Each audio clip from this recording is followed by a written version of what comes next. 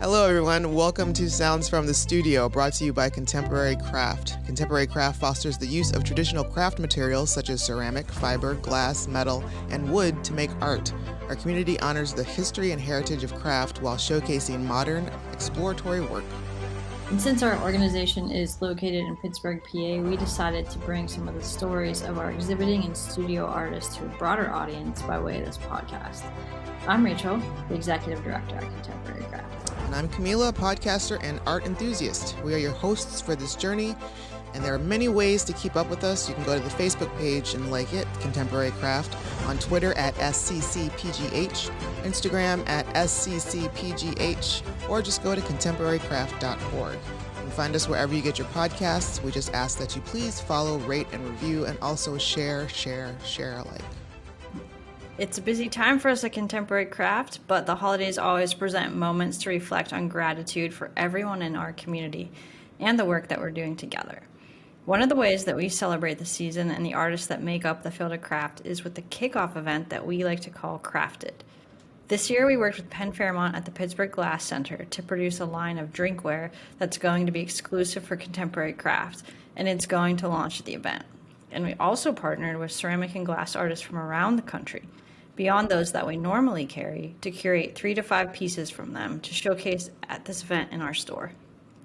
This is one of the most festive times of the year, and I personally love the opportunity to be introduced to new artists and love to see the joy that exists in someone's face when they connect with an object that lights up their eyes for the first time, either for themselves or as a gift.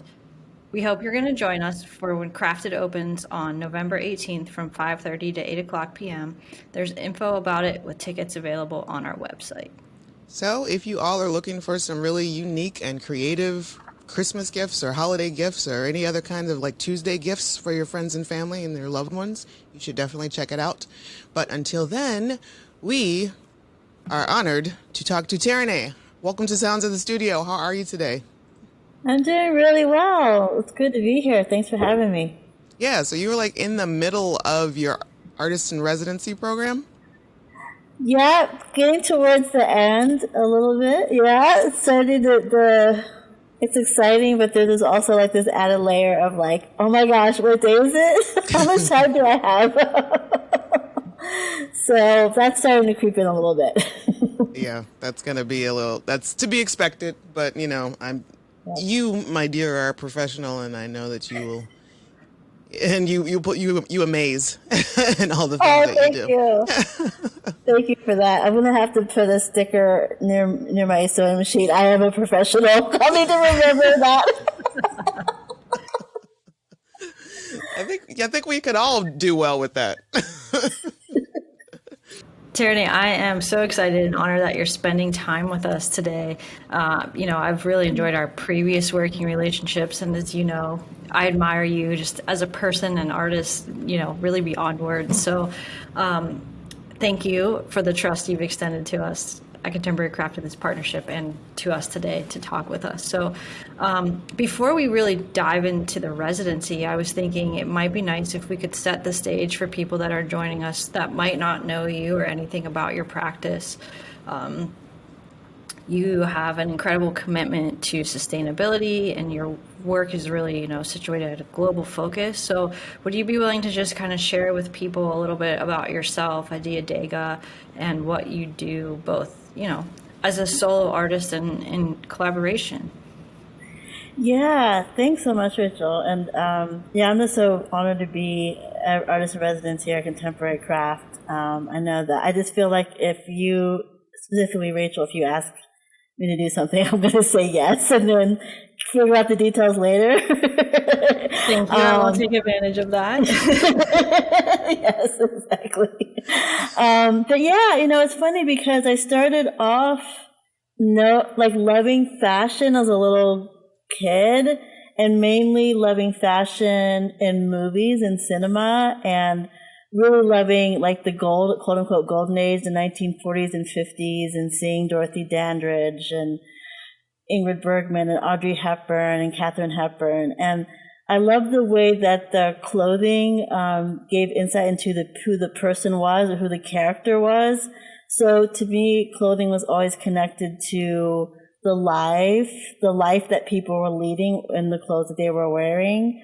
Like Coco Chanel says, look for the woman in the dress. Without the woman, there is no dress. So the idea that as much as I care about the clothing and making clothes, it's the life that people are living, the experiences that they're having, the kind of joys and wishes and dreams that as they get dressed is the thing that I really love. You know, I'm putting on this suit because I'm going to this event, or I'm wearing this dress because I want to impress, or this is my lucky tie, whatever it is. You know, clothing is so fundamental to who we are as human beings. And arguably, I think it's the first art, the first craft that humans created was adorning the body, whether it was taking a flower and sticking it behind your ear, or taking mud and drawing things on your body.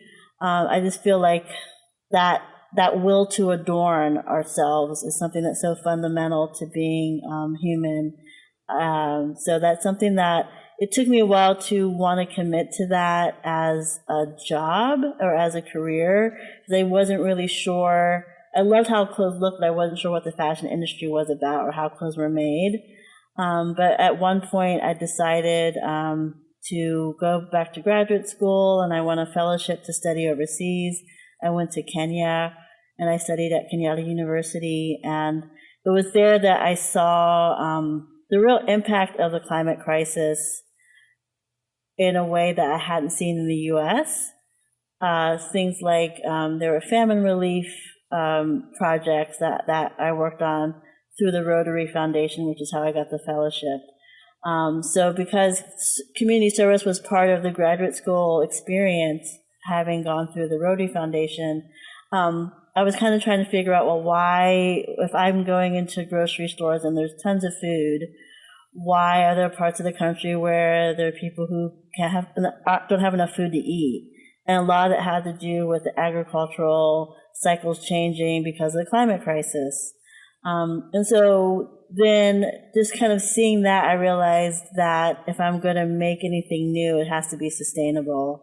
And then I met an organic cotton farmer in Kenya who was really nervous about switching from the traditional kind of pesticide-laden process of growing cotton to an organic process.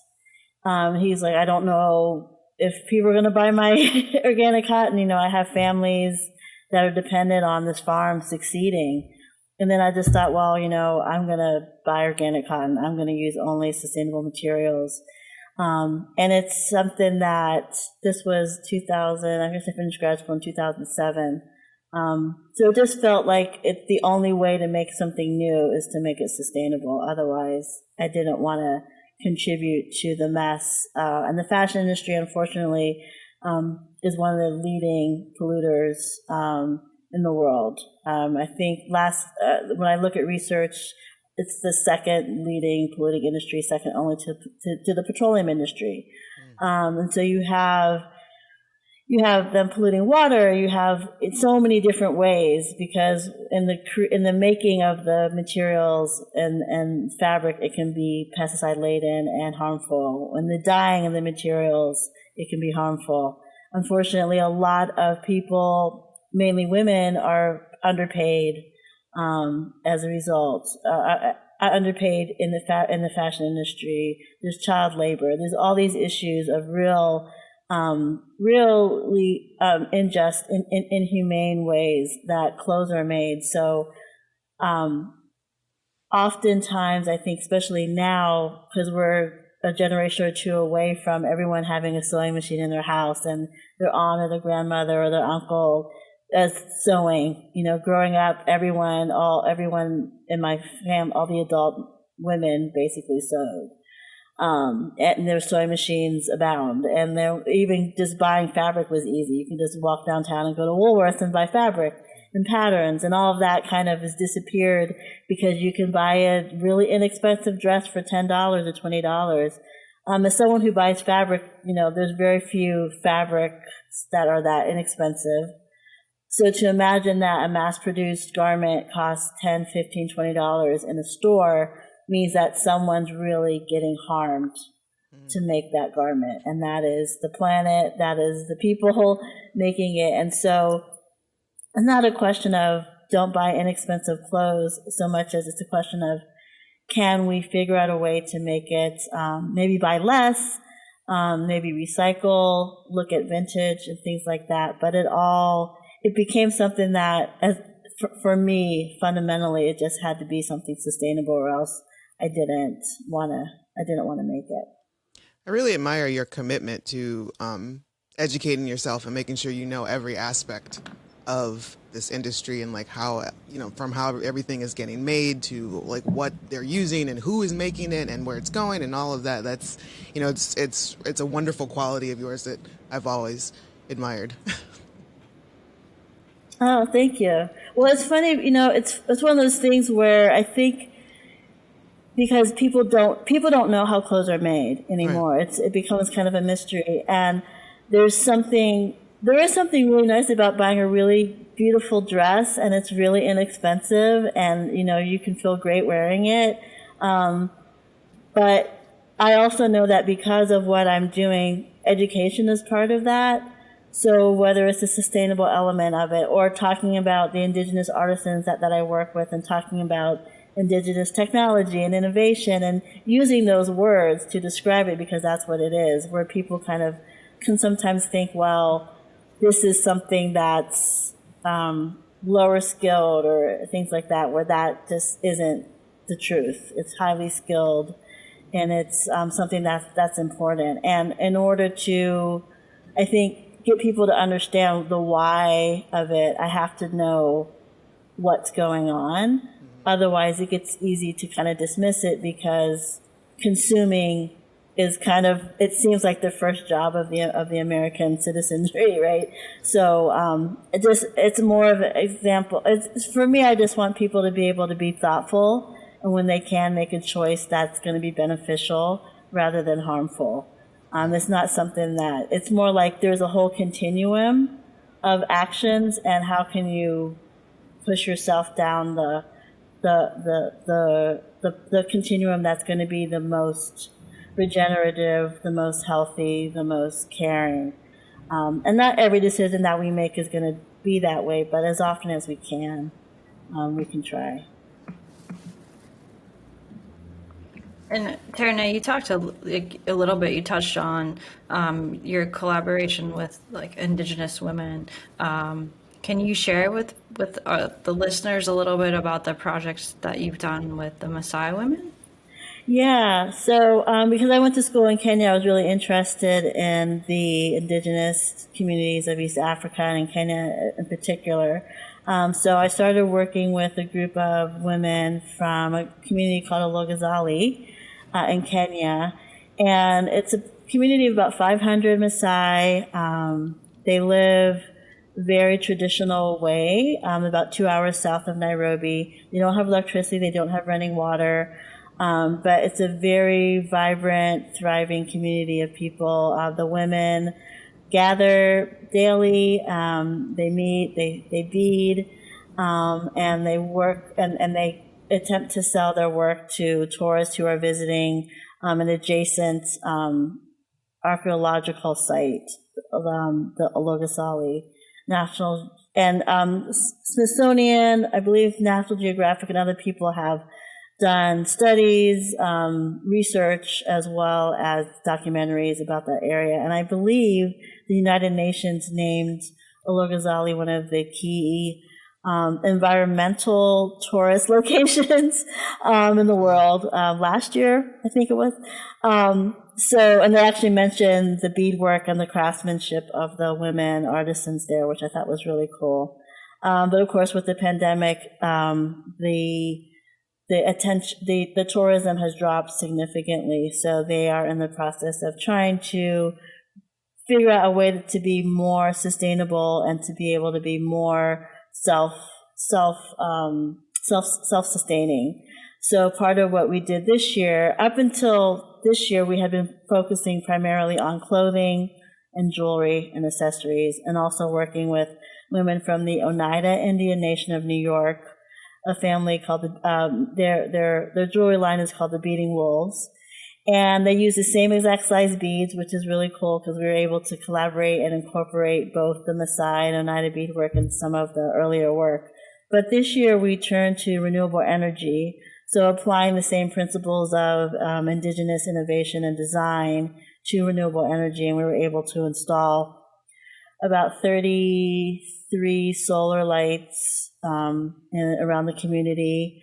We beaded 38 solar kits, so each family received a solar kit in their house, which include light bulbs, a way to charge their phones, and we created a series of wearable solar products, headlamps, bracelet, flashlights, solar charging phone pouch, necklace, things that kind of incorporated the Maasai design elements that they wear, but with solar power. And we did solar training where we learned how to put the solar components together, and we were soldering and we were designing together. So that was really fantastic, and we're hoping to bring some of the Maasai women to Pittsburgh next year in 2023, so that they can we can do the same thing in Pittsburgh, but using kind of Pittsburgh cultural touch points to kind of decide what kind of solar shared and solar wear that we can create. Oh, wow. Yeah. I mean, thank you so much for all of that background. I know, like, it's so much more beyond really what we're going to talk about with your residency today, but I think it's one of those things that you just do such incredible work that is so intentional. And, when you put the word like global on things, I don't think people necessarily recognize or understand sometimes the degree to which like it's really part of your your practice. And people might know you of like your fashion and your garments and your adornments and how beautiful they are, but I just wanted to make sure that everyone had a full picture of like who is Tereneh before we get into the residency. So thank you for being willing to share all that. Thanks so much. So speaking of the residency, I don't know which one of you would like to explain what it is, and then we can get into all Tereneh. It's so funny. I mean, literally, it came up with Rachel was like, "Hey, I have this idea. Maybe I'm not sure what it would look like, but maybe you want to do a residency here." And I was like, "Of course, if it's Rachel, I'm going to say yes," and then figure out how afterwards. So I was like, yeah. And then I was like, what can I do? And then I just thought, I love being Black. I'm from Pittsburgh.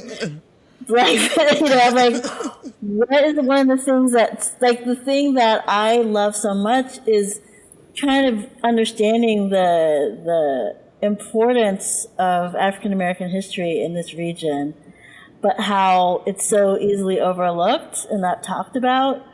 And so I thought about kind of like my love of fashion having to do with people and having to do with the stories and the lives that they led. So I thought, well, why don't I do something relating to clothing and Black Pittsburgh? And then through the course of this conversations and thinking about it, I thought, well, contemporary craft is 2 C's. So then why don't I do 3 C's, cloth, community, and culture, exploring 1,000 years of Black Pittsburgh history through clothing. Wow. And so I'm starting in the 1500s or 1400s, depending on which website you look at, in what is now modern day northern Nigeria, and taking it up to the year 3000 in Pittsburgh. And I'm doing 15 vignettes of 15 stories of people who are going to be representing different moments of history from the 1500s in West Africa up to the year 3000 in Pittsburgh. And so in doing that, I'm also doing a lot of research and trying not to get too far down rabbit holes, because I could spend the whole time just doing research. Right. A friend of mine came for a studio visit a week or two ago. He was like, "How many years do you have for this project?" I was like, 2 more months. That's how many years, 60 some days. So,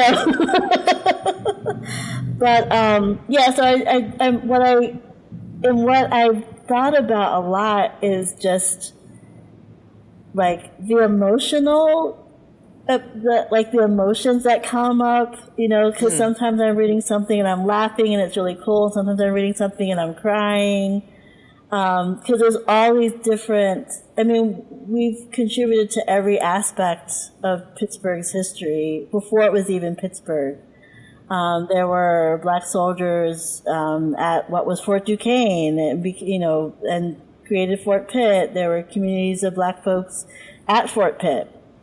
There were free blacks. There were enslaved Africans. There were black Mohawks. There was a black Mohawk soldier that fought in 1755 for the French. He was here in Pittsburgh, even though he's from New York. There's so much information.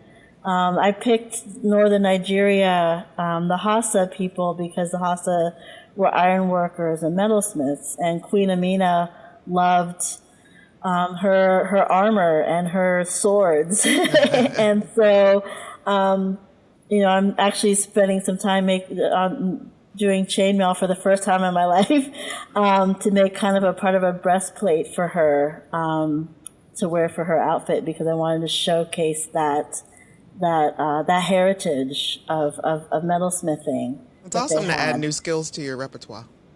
I have added so many skills. It's like I've had to stop taking workshops because every time I saw a workshop, I was like, "Oh, I want to make this thing." So I'm gonna take this workshop and learn like enameling, metalsmithing, chain make link.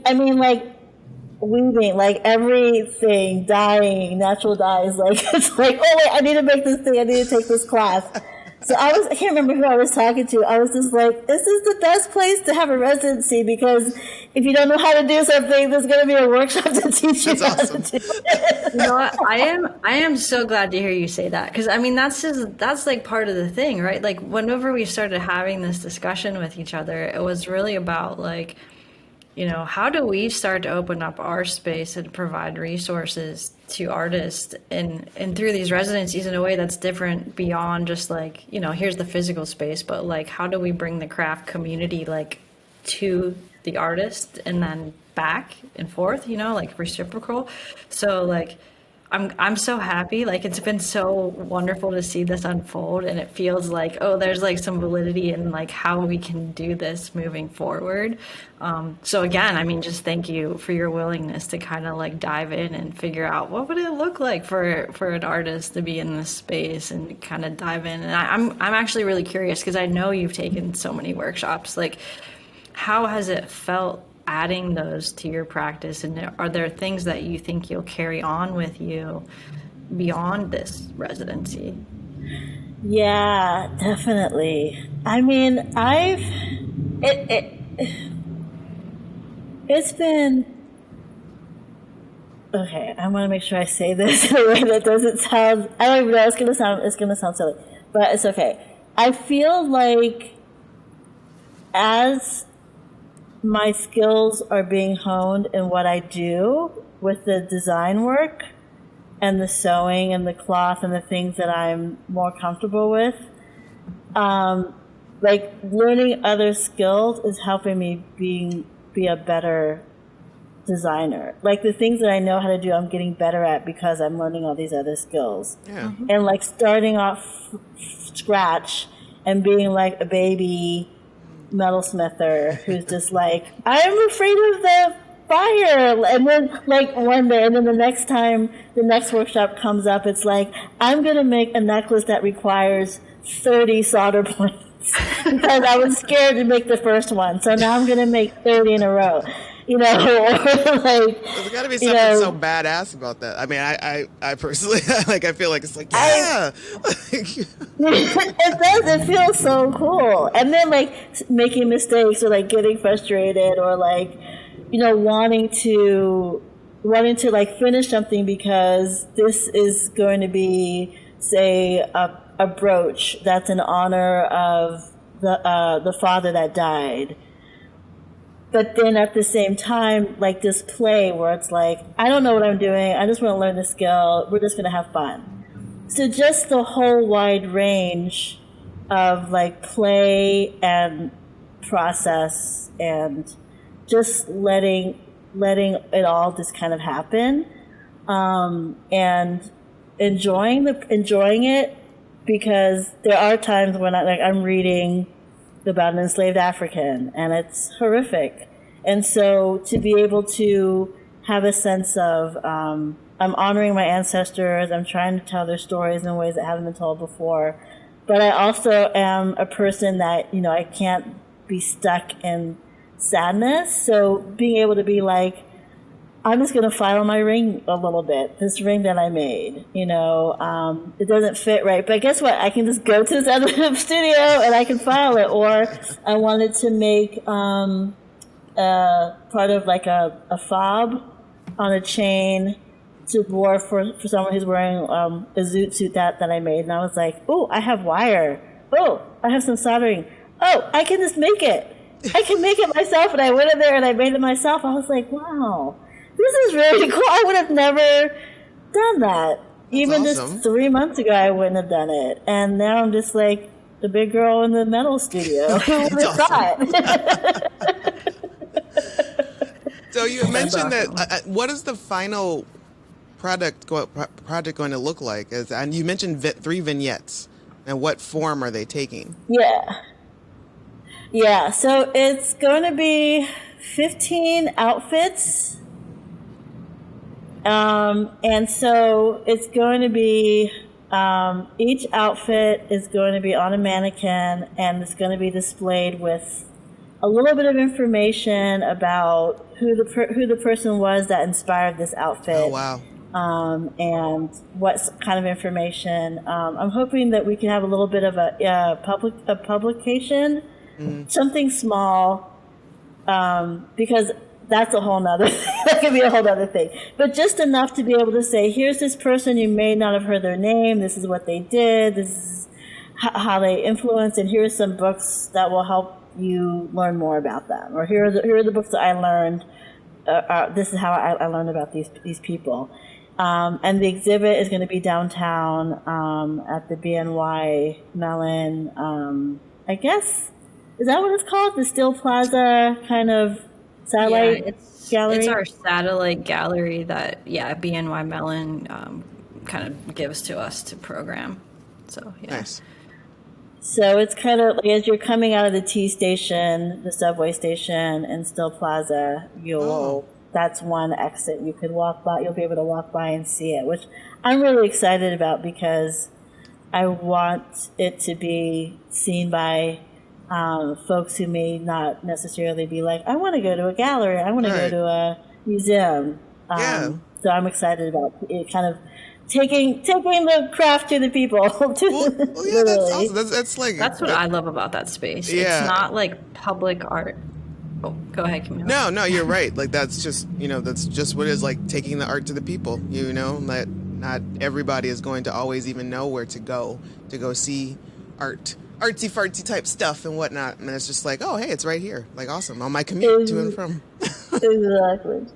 And this is like this. Exactly. And hopefully every time they go through, they can stop and look at a different thing or read a different bit of information. And what I've tried to do is pay attention to details. So there's things that you'll see that are just very obviously, here's this outfit, but there may be a pin that's specific to something, or a color on a button that's specific to a story, or things like that. So it's going to be, even if you see it a few times, there's going to always be something new to discover, which I'm really excited about. Which, like, Tereneh, this is no small feat. Like, this is not lost on me. What you basically just said, you are creating an entire collection of garments, like 15, like, wardrobe sets, essentially. Inspired And by you've people also from history. conducted an immense amount of history that you will also be presenting with this. Like, Like, wow. brava. Like, not even just, I mean, I know you're not done yet, but dang, like, I am impressed. Thank you. Yeah. Well, it's funny because my local librarian, was like, I got the notice like we can't renew these anymore. So could you? And I was like, I went in there I was ready to negotiate. Like, okay, look, if I give you these 5 books, can I keep these 10 books? And they're like, actually, if you want to, we can like check them back out to you again. I'm like, okay, because I was looking at their face like, you can't take my books from me. All right, you come in with like talking points. It's like, okay, look, I have a presentation here. Let me plead my case, and then you tell me what you can give me.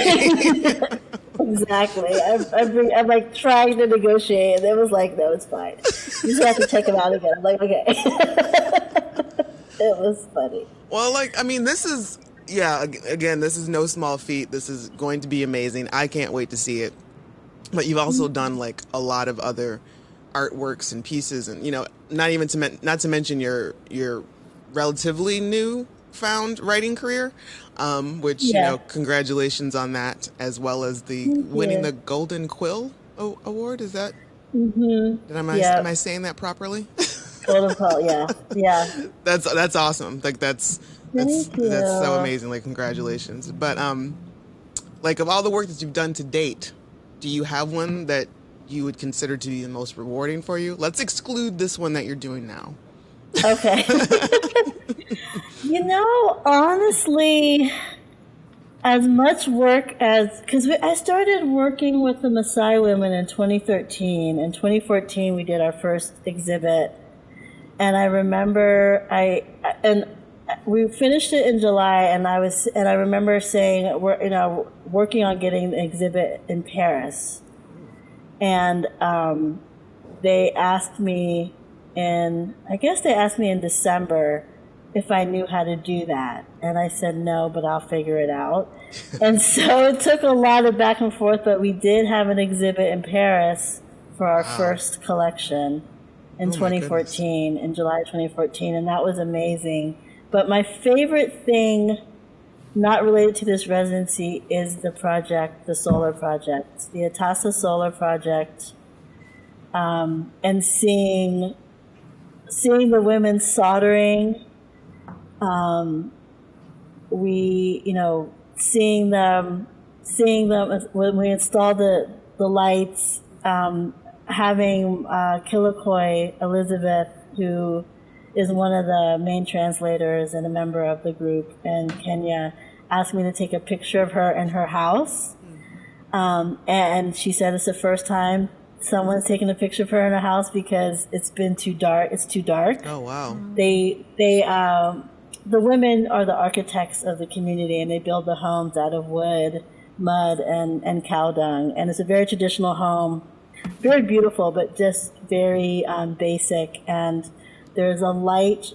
There's a hole for the smoke to come out of like the open pit fire, but there aren't windows. And so with the solar kit, you're able to have light bulbs in their homes. Wow. And just the look on her, I can just see her sitting there smiling with the light on, solar light on. And she said, my kids are able to play outside at night for the first time. Because they're able to have that light, which provides not only light, but also safety and security from predator animals. Yeah. I think just seeing that creation and the culmination of the idea of taking indigenous design and incorporating into modern, contemporary, sustainable solutions.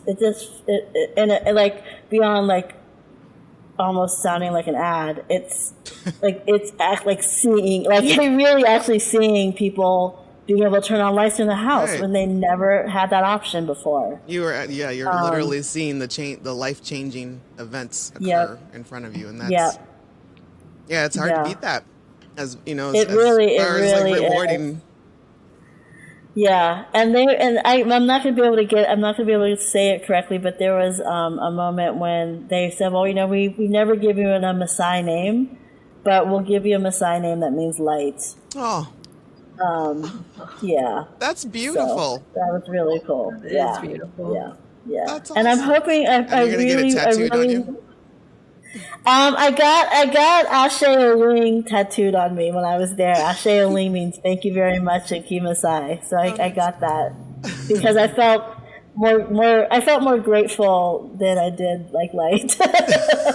more thankful than light. That's fair. Yeah. It's very beautiful.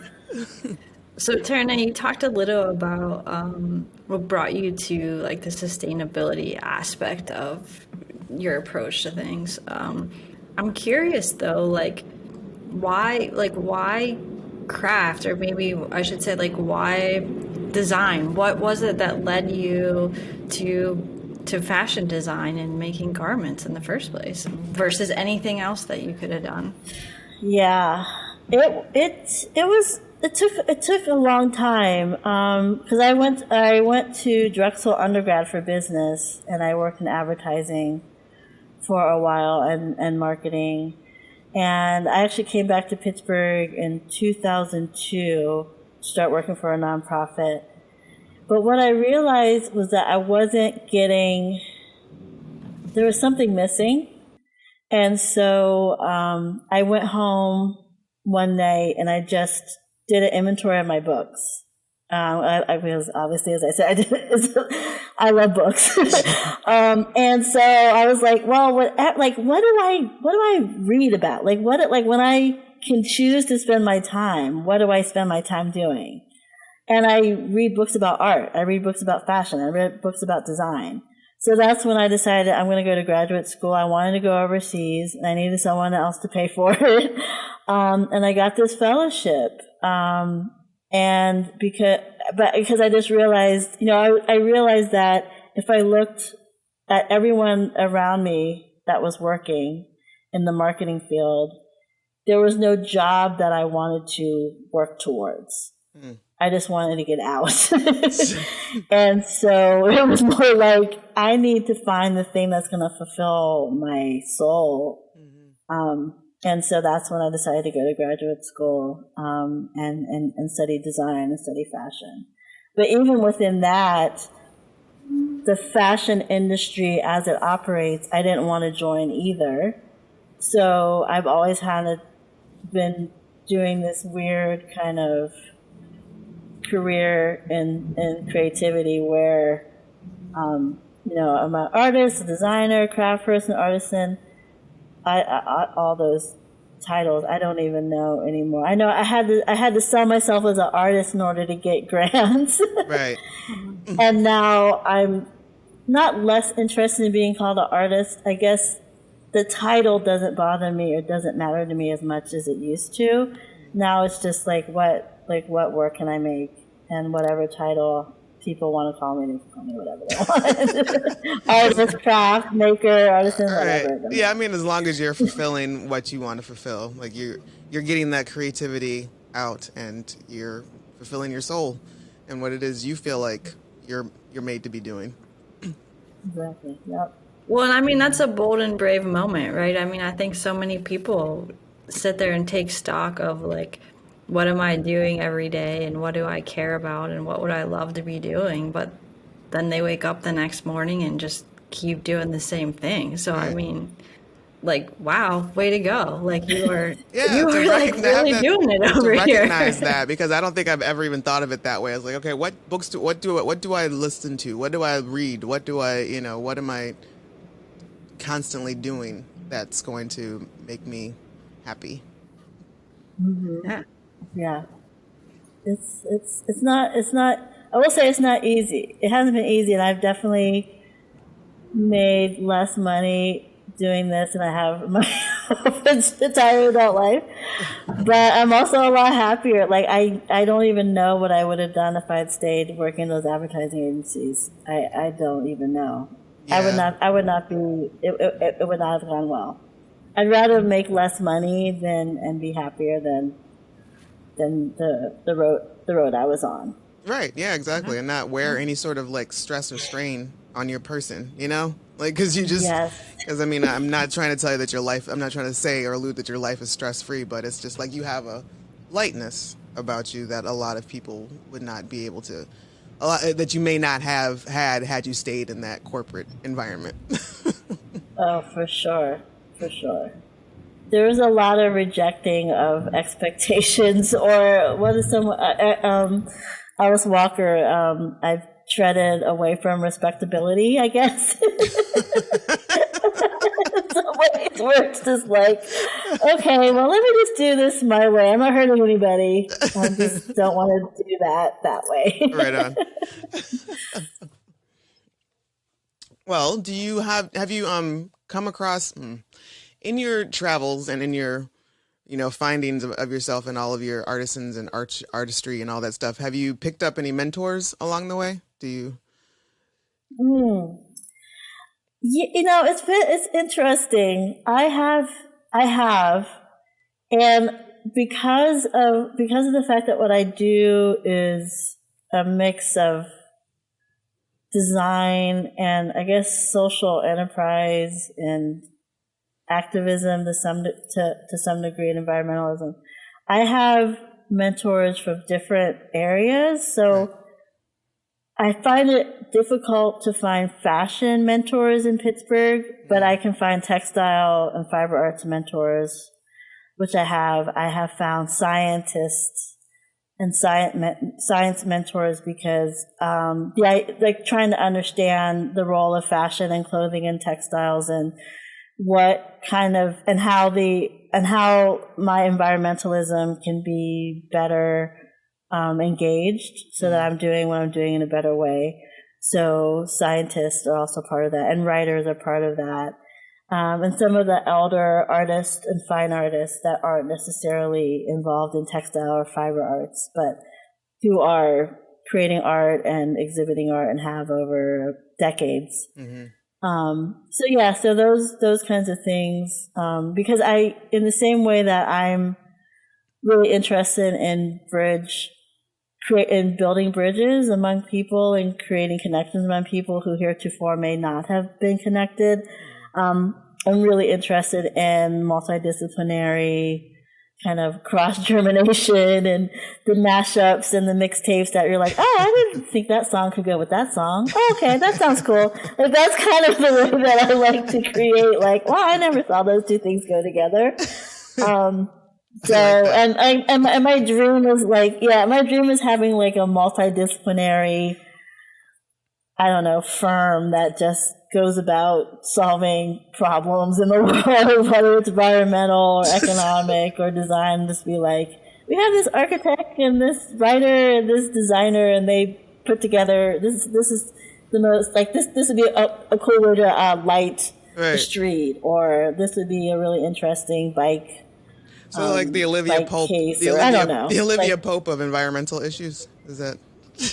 Yeah, they're just like everything. Like, we can style your outfit for the Grammys. Like we can record you. Like we can do your video. Or, like I don't know, just kind of just like the Avengers, but like design and art and like right on. Yeah. No weapons. No, just like pencils, and pens, and French curves. The business plan writes itself, Tereneh. Like especially when you just throw it as like the Avengers, like something like the Avengers, like that's and you come in with their designers. Like, what problem do you need solved?